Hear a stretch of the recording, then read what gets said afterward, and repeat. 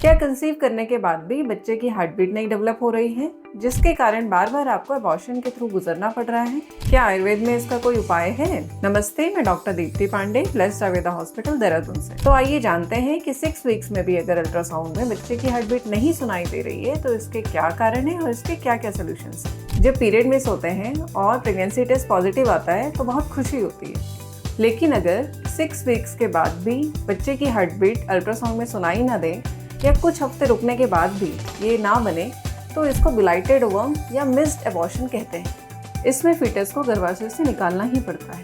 ऐसी कई महिलाएं होती हैं जिनके बच्चों में हार्ट बीट ना आने से उनकी प्रेगनेंसी आगे कंटिन्यू नहीं कर पाती और फिर से कंसीव करने में उन्हें काफ़ी डर लगता है। तो आज डिस्कस करते हैं इसके कारण और आयुर्वेद में इसमें हम क्या कर सकते हैं।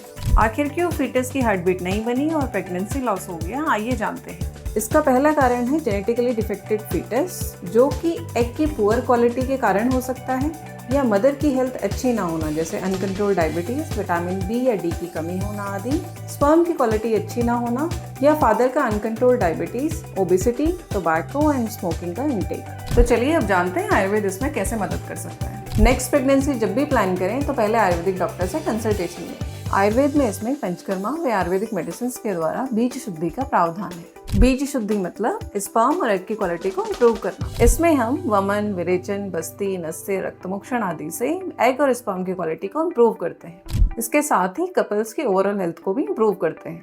इन विधियों द्वारा जब सब कुछ ठीक हो जाता है तो कंसीव करने के बाद माता के शरीर में बच्चे का डेवलपमेंट बिना रुके संभव हो जाता है। इस विधि से आपको भी एक स्वस्थ बच्चे के माता पिता बनने का सुख अनुभव होता है। तो आप भी अपनी प्रेगनेंसी की जर्नी को सेफ एंड हेल्दी बनाने के लिए आयुर्वेद का सहारा लें। तो आज ही हमसे कांटेक्ट करें ब्लेस्ड आयुर्वेदा हॉस्पिटल देहरादून में।